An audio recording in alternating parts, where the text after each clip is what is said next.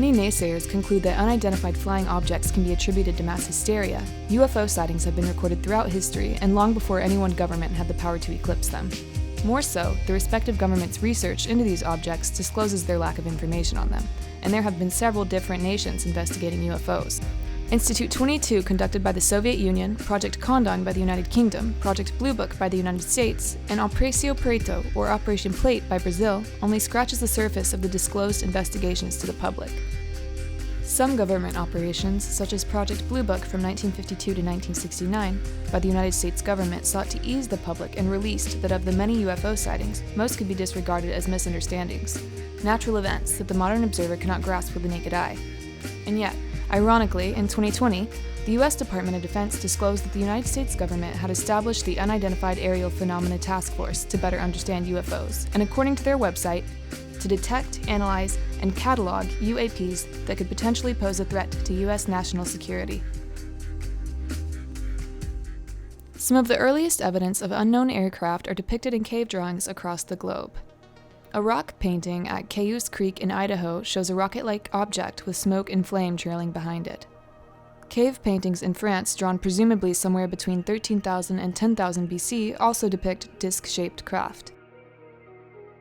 I would be remiss not to mention an Egyptian hieroglyph showing 3 types of crafts. One appears to seemingly be a helicopter. However, because of its recognizable shape, some modern conspiracy theorists attribute this to time travelers rather than an alternative race.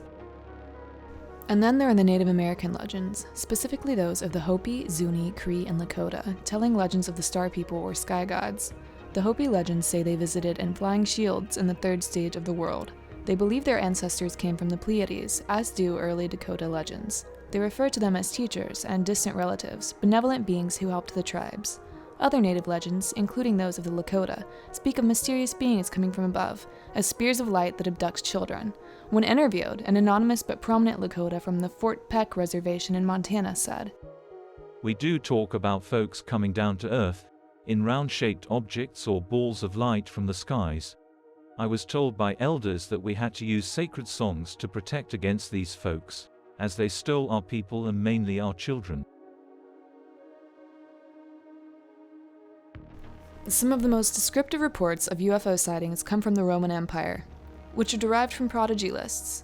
Prodigies were aberrations in nature, such as destructive natural phenomena and unexplainable events. Other accounts come from the Annales Maximi, which were annals published by Pontifex Maximus of Rome. The time-consuming and costly processes that the Roman authorities required at the time permit modern scholars to regard the recorded events as accurate. I would also like to preface that the Romans had a fair understanding of celestial phenomena, along with their own system of nomenclature, such as comet stars or shooting stars, night suns, interpreted today as an aurora, and double and triple suns, what we call a Mach sun or parhelion. Thus, the following comparisons of the UFOs to their age's military weapons insinuates they were foreign to the Roman observer. In 2017 BC at Arpi, modern-day Italy, parmas were seen in the sky.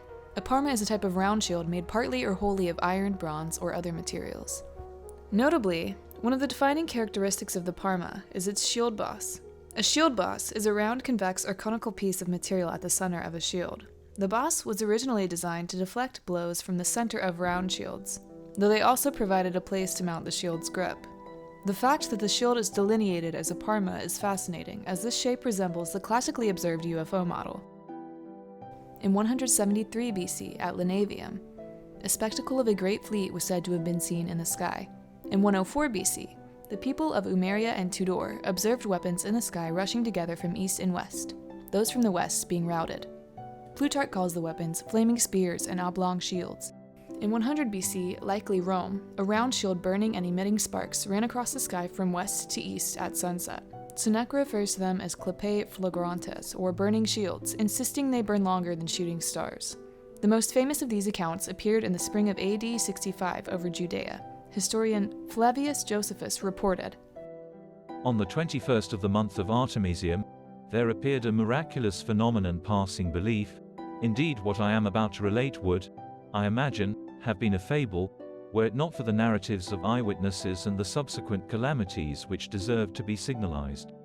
For before sunset, throughout all parts of the country, Chariots were seen in the air and armed battalions hurtling through the clouds and encompassing the cities. This is not the first time an aerial phenomenon has been described as a chariot in ancient text. In the Christian Bible, when the king of Syria is sent to strike down Elisha, chariots of fire save him. Then Elisha prayed and said, "O Lord, please open his eyes that he may see."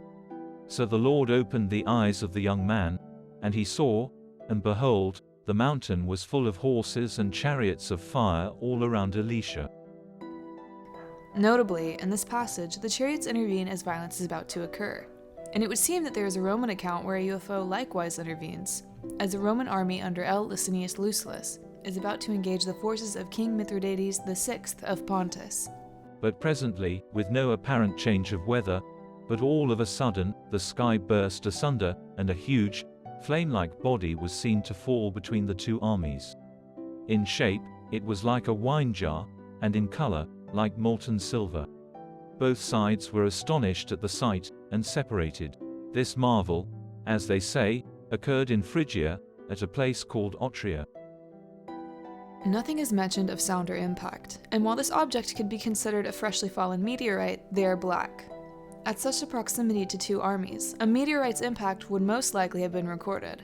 Also, it is known that the Phrygian people had a long tradition of meteorite worship. Yet, historical records referring to Phrygian meteorites have no records on this subject. One of the more interesting aspects of modern UFOs is the concept of angel hair, a whitish silver gossamer substance that falls from UFOs or coats the ground when it leaves the Earth. Reports of angel hair say that it disintegrates or evaporates within a short time of forming, and a common yet disputed theory is that it is created from ionized air sleeting off of an electromagnetic field that surrounds a UFO. More recently, in 2014, in Portugal, angel hair was reportedly sighted. Me and a couple of friends sent it to be analyzed, and the weirdest things happened. It reacts to UV light. It comes alive. But these friends weren't the only ones to analyze the substance. On October 27, 1954, the Fiorentina club soccer team was playing against their rivals. There were about 10,000 spectators sitting in the concrete bowl of the stadium in Florence, Italy that fall day. Adrico Magnini, a defender for Fiorentina, described the sight as he saw it. It was something that looked like an egg that was moving slowly, slowly, slowly. Everyone was looking up, and also there was some glitter coming down from the sky, silver glitter. Every one of the 10,000 other viewers described similar events, details altering slightly from person to person. During the 1954 sighting of angel hair, Giorgio Bettini, a journalist, stepped outside to collect the white substance. He gathered several samples by rolling them up on a matchstick and took them to the Institute of Chemical Analysis at the University of Florence. The lab, led by respected scientist Professor Giovanni Caneri, subjected the material to spectrographic analysis and concluded that it contained the elements boron, silicon, calcium, and magnesium, and that it was not radioactive. By authorities and the media, the angel hair phenomena was eventually chalked up to spiders. Spider silk, however, is a protein, an organic compound containing nitrogen, calcium, hydrogen, and oxygen. An ancient example of the substance is recorded by the Roman historian Cassius Dio in AD 196. A fine rain resembling silver descended from a clear sky upon the Forum of Augustus. I did not, it is true, see it as it was falling, but noticed it after it had fallen, and by means of it, I plated some bronze coins with silver. They retained the same appearance for 3 days, but by the 4th day all the substance rubbed on them had disappeared. On September 25, 1609, in what is now South Korea, Korea Lee Hwang-wook, then governor of Gangwon province, gave a report. In Gangneung Bu, on the 25th of August, the sun was bright and clear at 4 o'clock, and suddenly something appeared in the sky and made a small sound. Its shape was like a large gourd, pointed at the top and large at the bottom. It seemed to fall to the ground as it headed north from the center of the sky. As it fell down, the shape gradually grew to 3 or 4 pieces, and the color was very red, and a white aura appeared in succession where it passed, and then disappeared in a long time. After this disappeared, there was a sound of thunder, which shook the heavens and the earth. This phenomenon was witnessed in other areas of Gangwon-do on the same day. August 25 in Ganseong-gun, the sun shone brightly in the blue sky and there was not a single cloud in all directions. Something like smoke came out of the blue sky little by little from two places. The shape was like a halo of sunlight, and it moved and stopped after a long time, and the thunder sounded like the sound of drums. In Chuncheon and Yangyang, sightings describing flying objects also appeared one after another. In Chuncheon BU, the weather was clear on August 25, and there were small clouds in the southeast sky for a while, but at 0000 there was a fire. It was shaped like a large bowl, and it was formed in the southeast and flowed to the north. It was very large and fast, like an arrow, but after a while, the fire-like object gradually dissipated, and blue and white smoke appeared as if it were expanding, and it flew in a curve and did not disperse for a long time. After a while, sounds like thunder and drums shook the heavens and the earth, then stopped. On September 28th, in the 18th year of the Guangxu Emperor's reign, or 1892, a crowd of people gathered on the Chuche Bridge, near the Confucius Temple in Nanjing, Jiangsu Province, to watch a burning ball across the sky. The event was recorded in the painting Red Flame Soaring in the Sky by Wu Yoru. At 8 o'clock on the night of September 28th, a bright red object appeared suddenly in the southern sky of Nanjing City. Its shape resembled a gigantic egg and it was traveling slowly eastward. The object was clearly visible in the night sky. Hundreds of civilians were standing on Red Sparrow Bridge, jostling for a good view, standing on tiptoe, craning their necks upward. It lingered for a period of a meal's time, fading into the distance little by little. Some said it was a meteor, but a meteor takes but an instant to slip away, while this ball's movement, from its first appearance in the near sky to the final disappearance in the distance, was quite stagnant. So it cannot have been a meteor. Others said it was a lantern kite that children flew, but the wind was blowing to the north that night while that object was heading east. So it cannot have been a lantern kite either. For a time everybody spoke, but none could solve the mystery. None of the theories made sense. An elderly man said, when it first arose, there was a slight noise which was hardly audible, like the buzzing approach of men darting across the south gate. The sound was so soft that most people would have missed it. In ancient India, Hindu texts and Sanskrit epics refer to Vimanas, a flying palace or chariot that took deities from the world of the humans to the world of the devas, or demigods, from country to country and from sky to the ground. On top of every Hindu temple or pyramid, one can find a Vimana. The Sanskrit word Vimana literally means measuring out, traversing, or having been measured out. In some modern Indian languages, Vimana still means aircraft. While there are many references to Vimanas in Vedic texts, with all of that information out there, I need to make a clarification. Now, there are ancient Sanskrit texts mentioning Vimanas, which I myself consider legitimate, and then there is a newer text, which, if you search the web, you might find almost immediately. The Vaimanika Sastra. The Vaimanika Sastra was written by Subbaraya Shastri through the method of channeling. Channeling is the process of receiving energy or information, and then expressing that energy into physical reality.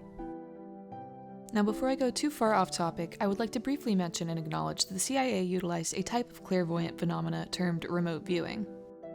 It was an attempt to glean foreign intel in a 20-year project named Stargate, and they made legitimate discoveries as to what the human psyche is capable of, with only coordinates and a piece of paper, so don't completely disregard the document due to the esoteric nature of its conception. However, the legitimacy of the Vaimanika Sastra does not only rest on your view of the practice of channeling. The Indian Institute of Science in Bangalore studied the text as serious plans for flying machines. Their conclusion? The machines as described are not just inferior when it comes to flying, but insubstantial. The principles of propulsion make them resist rather than assist in flying, and the text is consistently self-contradictory. Now that we've established the newer text isn't substantial enough to be taken seriously, let's continue on to some ancient Sanskrit mentions of the Vimana. In the first mandala book of the Rig Veda, verses 47 through 48 are reportedly taken as evidence for a spacecraft by Indian philosopher and social leader Dayananda Saraswati. He interpreted these verses to mean jumping into space speedily with a craft using fire and water, containing 12 stamgars, 1 wheel, 3 machines, 300 pivots, and 60 instruments. In the Ramayana, Vimana of Ravana is described as that aerial and excellent Vimana going everywhere at will, that chariot resembling a bright cloud in the sky. And the king, Rama, got in, and the excellent chariot at the command of the Raghira rose up into the higher atmosphere. It is the first flying Vimana mentioned in existing Hindu texts, as distinct from the gods previously flying horse-drawn chariots. One translation of the passage in the Vedic Mahabharata describes a Vimana. The Vimana had all necessary equipment. It could not be conquered by the gods or demons, and it radiated light and reverberated with a deep rumbling sound. Its beauty captivated the minds of all who beheld it. Vishvakarma, the lord of its design and construction, had created it by the power of his austerities, and its outline, like that of the sun, could not be easily delineated. The Ramayana speaks of the 7 Rishi cities and their occupants who utilized Vimanas. They flew with the speed of sound and gave a melodious sound. The epic describes Vimanas of various shapes, such as saucer-shaped and long cylindrical-shaped, and various sizes, such as those with 2 engines. Generally, Vimanas fall into 2 categories: man-made spacecrafts that resemble aircraft and fly with bird-like wings, and spacecrafts with unstreamlined structures flying in a mysterious manner, generally not made by human beings. The Vimanas moved like a UFO going up, down, backwards, and forwards. According to the Drona Parva, Vimanas are described as spear-shaped and move at great speed, generated by Mercury propulsion. The Mercury propulsion method is specifically credited for the ability of the aircrafts to stand still or hover. As this Sanskrit text describes, which I'll put up on the screen here for your convenience because I'm beginning to have a stroke pronouncing all of these words. Strong and durable must the body of the Vimana be made, like a great flying bird of light material. Inside one must put the Mercury engine with its iron heating apparatus underneath. By means of the power latent in the Mercury which sets the driving whirlwind in motion, a man sitting inside may travel a great distance in the sky. The movements of the Vimana are such that it can vertically ascend, vertically descend, and move slanting forwards and backwards. With the help of the machines, human beings can fly in the air and heavenly beings can come down to Earth. NASA attempted Mercury as a propellant in ground-based tests in the 1970s, but abandoned it as it's neurotoxic. Some theorize the Mercury propulsion engine works by generating a magnetic vortex which effectively neutralizes the effects of gravity on mass. It also makes the craft considerably lighter, allowing it to outmaneuver any other conventional craft. The Mercury vortex engine was a predecessor to NASA's currently used ion propulsion systems, and is supposed to be the engine of the United States Air Force's alleged TR-3B stealth craft.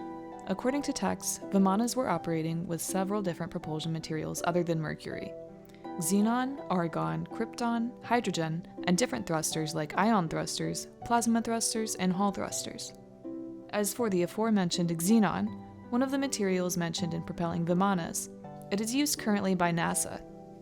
According to NASA's website, the most common propellant used in ion propulsion is xenon, which is easily ionized and has a high atomic mass, thus generating a desirable level of thrust when ions are accelerated. It also is inert and has a high storage density, therefore it is well suited for storing on spacecraft. One of the more convincing arguments for advanced aerial crafts in ancient India is that of an ancient nuclear war. In the Drona Parva, the 7th book of the 18 books included in the Mahabharata, which has existed in various forms for well over 2,000 years, contains descriptions that eerily sound like the fallout of a nuclear war. It mentions explosions that decimate large areas, animals screaming and engulfed in flames, pregnant women's babies dying, and armor melting into the skin of warriors. Gurkha, flying a swift and powerful Vimana, fast aircraft, hurled a single projectile, rocket, charged with the power of the universe, nuclear device. An incandescent column of smoke and flame, as bright as 10,000 suns, rose with all its splendor. It was an unknown weapon, an iron thunderbolt, a gigantic messenger of death, which reduced to ashes the entire race of the Vrishnish and the Andakas. The corpses were so burned as to be unrecognizable. Hair and nails fell out, pottery broke without apparent cause, and the birds turned white. After a few hours all foodstuffs were infected. To escape from this fire the soldiers threw themselves in streams to wash themselves and their equipment. The text seemingly describes textbook radiation exposure as hair and nails fall out and women miscarry. However, another more obscure indication of radiation here is that of birds turning white. A recent study, published in the Journal of Ornithology, compared the effects of Chernobyl and Hiroshima on birds local to the disaster sites. One of the researchers, Tim Mossau, said, and quote, "The first thing we noticed in Chernobyl was that many birds had tufts of white feathers where they shouldn't have had white feathers. But they couldn't absolutely prove this was related to radiation until the same thing started happening to birds in Fukushima, where they found one bird with this kind of partial albinism in the first year after the disaster. The white-feathered birds kept popping up more and more after that, with effects getting larger and larger." And that's all my research for today. I found quite a few accounts, so many that they wouldn't all fit into the video. So I'll drop a few links below should you like to read further on anything. I'd love to hear your opinions on UFOs. Drop a comment below on what you think about them. Thanks for watching, and I hope to see you hang around for future videos.